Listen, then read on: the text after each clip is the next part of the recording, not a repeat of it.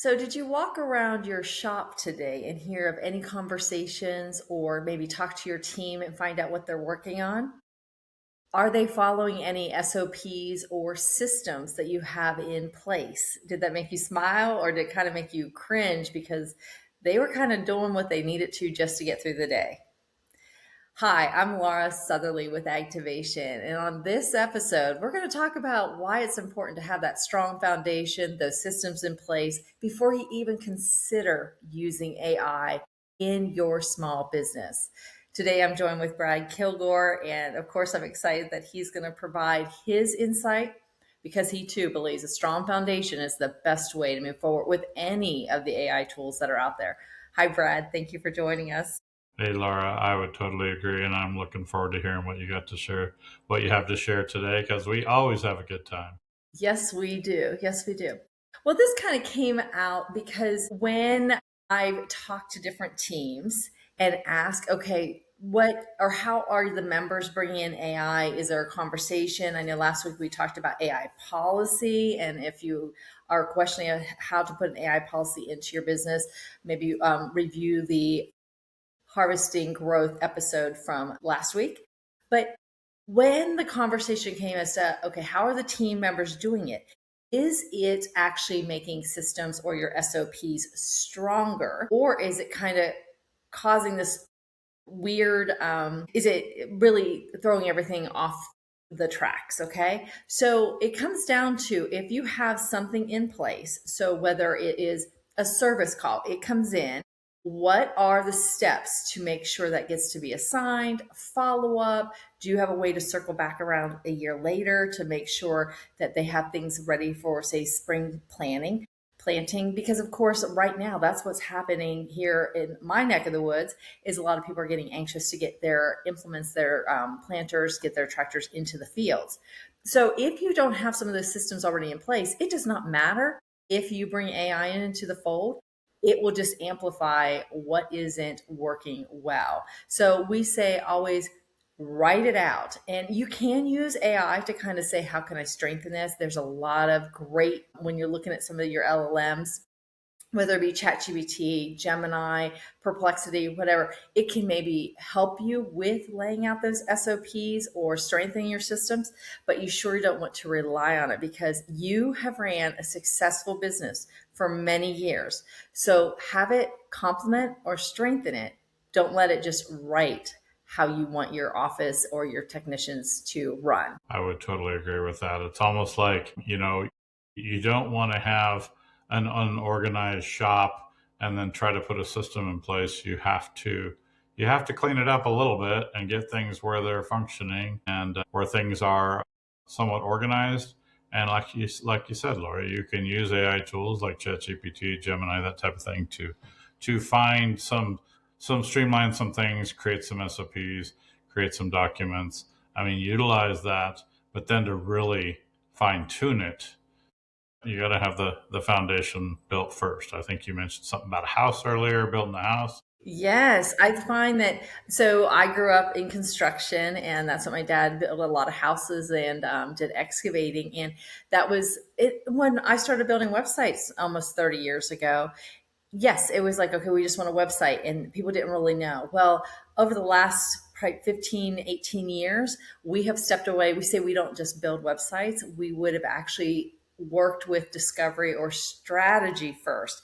We wanted to find out why you wanted a website and what would be that purpose. If you would prefer phone calls, if you prefer your visitors to fill out forms. So we took the time to actually have that conversation. And the one thing that a lot of people can relate to is house building.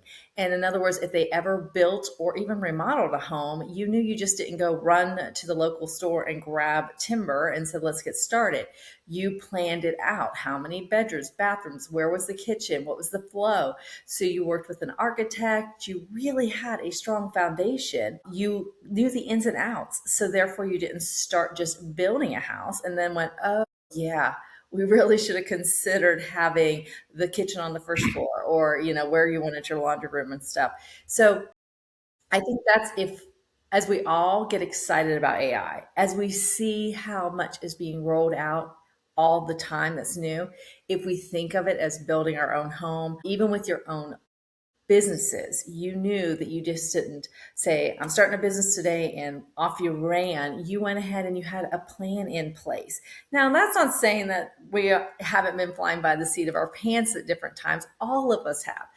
But if you know what is the purpose of your business, so again, if we look at your service department, what has been working so well over the last few years? Where would AI help make it more efficient or more effective so that you can move and get through things in a very structured way? I know, Brad, as you mentioned about shops, it's the same way with any auto shop. You don't want to have, wrenches here and your jacks there or your lifts here. You have a plan as to your layout.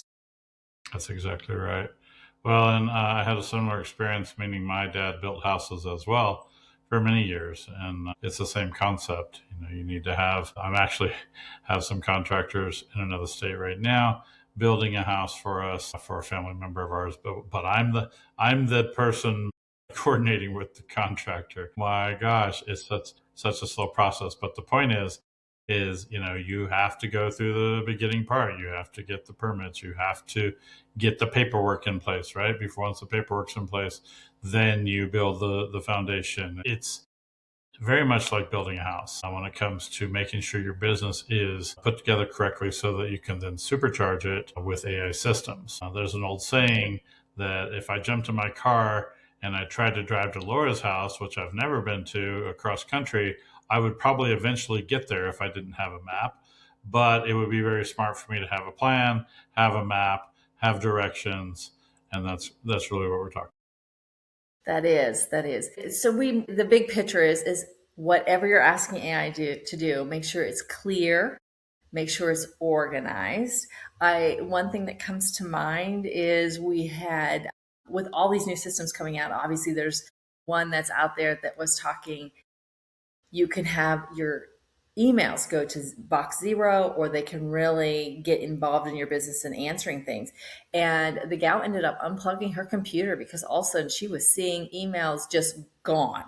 And so, again, not knowing what, just being so excited about a new tool, wanting to try it out, know what you're getting into.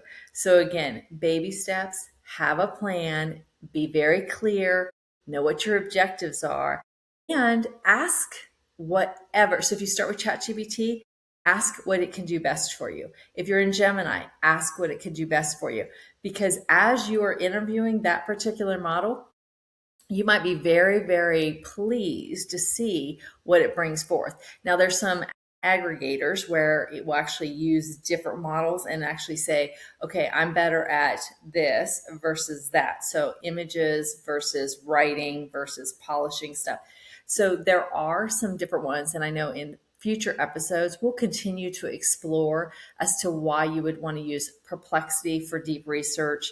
If you want to know what's trending out there with conversations, Grok is a great one to try there to see exactly what your farmers, your growers are actually talking about. And then, of course, putting it into chat, some of the writing, again, a new model just rolled out today. So we know that the thinking is getting even better. But it is just like having your employees. You know that your technician might be very skilled on this particular brand or this particular model, and then your other technician might be skilled at something else. So same with your AI models. So think about, is it providing you the information you need? And again, is it building a strong foundation that you can take that information anywhere?